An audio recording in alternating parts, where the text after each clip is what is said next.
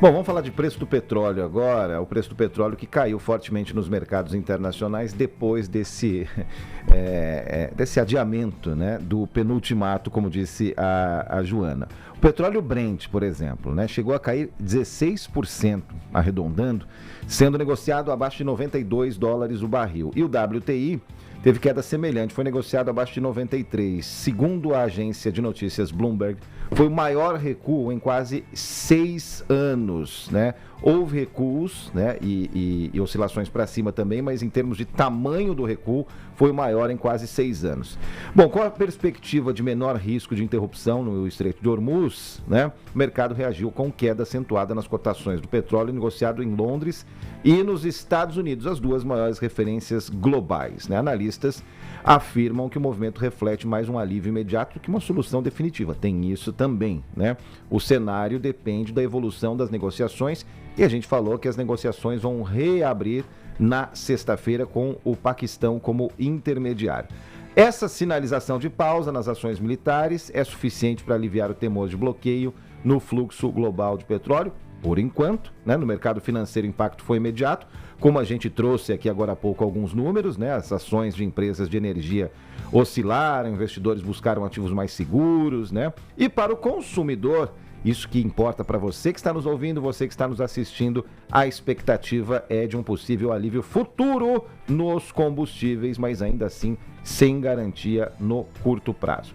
Vamos dar sequência a essa conversa, Joana? Com certeza, vamos fazer as perguntas que estão na cabeça de todos para quem sabe responder. Agora a gente vai conversar com Igor Lucena, economista, doutor em relações internacionais. Vamos falar sobre petróleo, vamos falar sobre a alta nas bolsas pelo mundo, a expectativa do mundo. Igor, bom dia para você, obrigada por estar aqui com a gente.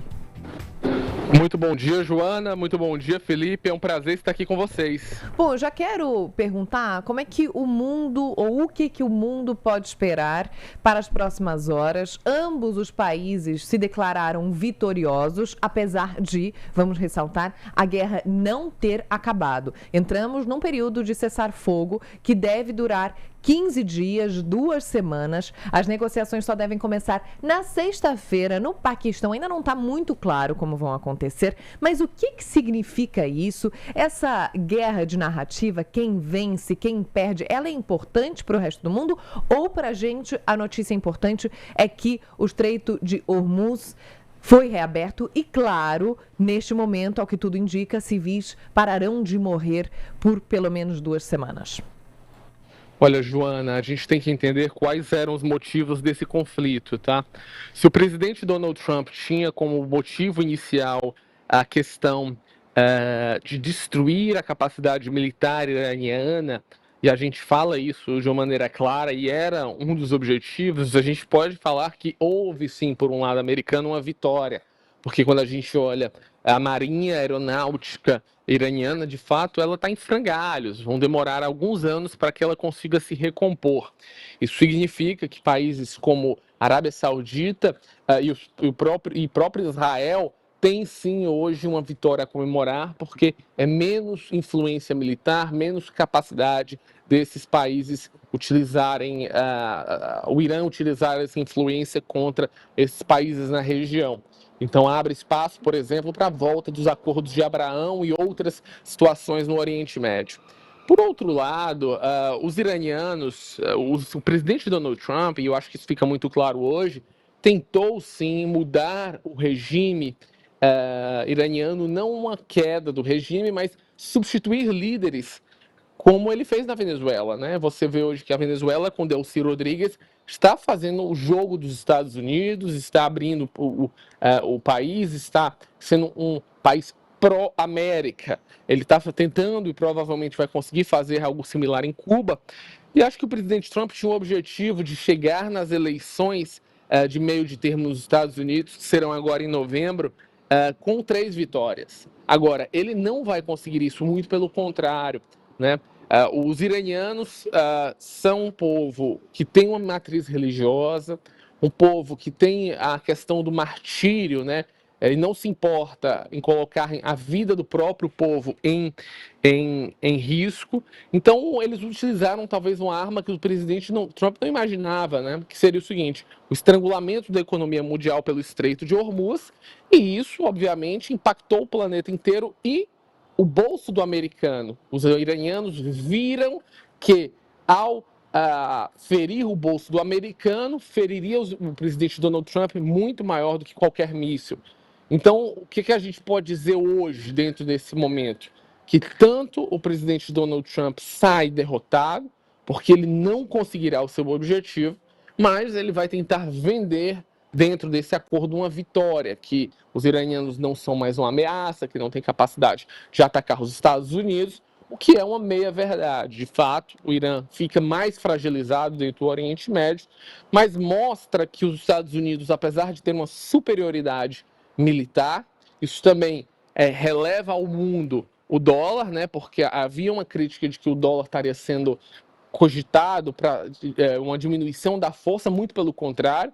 Nós vimos o dólar, nos momentos mais críticos, se valorizar, ou seja, o mundo viu que a capacidade militar americana é o principal lastro do dólar, e isso vai continuar sendo pelos próximos anos.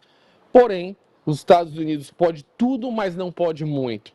O fato dos aliados não estarem junto com os Estados Unidos mostra que ele pode destruir uma capacidade militar de um outro país, mas subjugá-lo e transformar a sua política aos seus interesses, sozinho, os americanos não conseguem.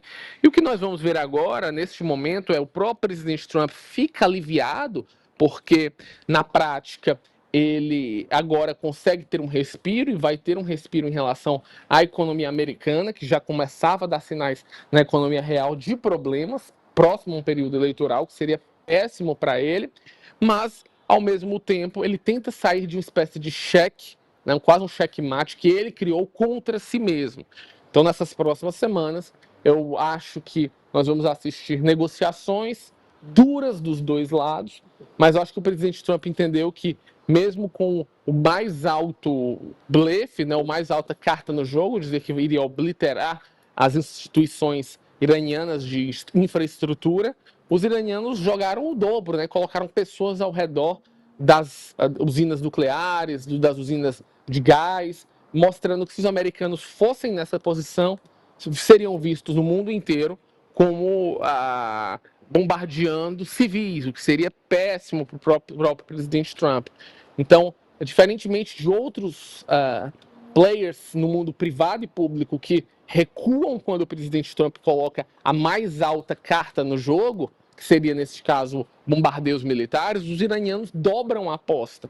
E isso é um preço que o presidente Trump não consegue pagar. Por isso que eu digo, alguns objetivos americanos foram atingidos, os objetivos principais não. O Irã conseguiu derrotar. E eu acho que isso vai ficar muito marcado na questão dessa presidência do presidente Donald Trump. Neste momento, a economia melhora e essa economia vai, dependendo do recuo do barril de petróleo e como a economia vai girar daqui para frente, talvez esse conflito de fato tenha arrefecido de uma maneira muito mais forte. Igor, quero falar com você especificamente da questão da energia, e energia traduzindo, né, em português bem claro, nesse caso específico, petróleo. A gente tem dois gráficos aqui para mostrar para quem está nos acompanhando pelo YouTube. Vamos colocar o primeiro gráfico, que mostra, né, a disparada da curva, né, de ascensão do preço do petróleo em contratos futuros. Quem está observando vê uma linha com zigue-zague apontando para cima, né, que são os contratos futuros do WTI. E embaixo, né, várias linhas coloridas que representam a evolução das bolsas asiáticas, ou podemos dizer involução, né, no período que vai do fim de fevereiro até o momento em que nós estamos, né, várias linhas apontando para baixo em momentos específicos do andamento desse conflito. E o segundo gráfico, ele é mais interessante ainda, porque ele mostra a oscilação do preço do petróleo de acordo com momentos importantes da história, né, que tem relação com países produtores, áreas produtoras de petróleo. Então a gente está falando, por exemplo, a primeira pontinha aqui do lado esquerdo, a Primavera Árabe, uma revolução que já tem mais de uma década, né? Depois a gente tem o embargo do petróleo com o Irã, depois lá embaixo, apontando para baixo, a pandemia da Covid-19. O que eu quero perguntar para você, Igor, usando essas ilustrações? Nessas próximas 2 semanas, o preço do petróleo vai continuar fazendo zigue-zague, vai se estabilizar ou vai eventualmente voltar até a preços praticados em fevereiro, antes desse capítulo da história do mundo? Olha, Felipe, o preço do petróleo ele chega a ser inversamente proporcional ao retorno das bolsas, né? Ou seja, quanto mais sobe o preço do petróleo, significa que custos operacionais das empresas vão subir de uma maneira geral, né? Nem todas, obviamente, petroleiras ganham com isso, mas as bolsas caem porque o lucro futuro das empresas também cai com maiores custos. O que nós vamos ver agora é uma queda do petróleo acentuada. Não acredito que a gente volta neste momento a patamares pré-guerra, mas a gente vai voltar a algo aí em torno de 80 e 90. As bolsas vão continuar em alta, como a gente está vendo agora, né? Hoje a Nasdaq Futuro está subindo mais de 3%, mas esse crescimento ele vai vir um certo zigue-zague, mas uma recomposição. As bolsas caíram muito durante o período de guerra, algumas mais de 20%. Então, acho que a gente vai ver uma tendência de alta com um zigue-zague. Não vai ser um crescimento absurdo, mas acho que vai ser uma recomposição até que haja, de fato, um acordo de paz selado. Mas o ponto principal do gráfico é quanto mais volatilidade, incerteza no mundo produtor de petróleo, Oriente Médio, mais as bolsas caem. Porque independente de sermos, por exemplo, o Brasil, um país produtor de petróleo, exportador, petróleo é uma commodity mundial, então quando ele sobe, as empresas ficam mais incapazes de gerar lucro, porque aumentam seus custos e as bolsas caem.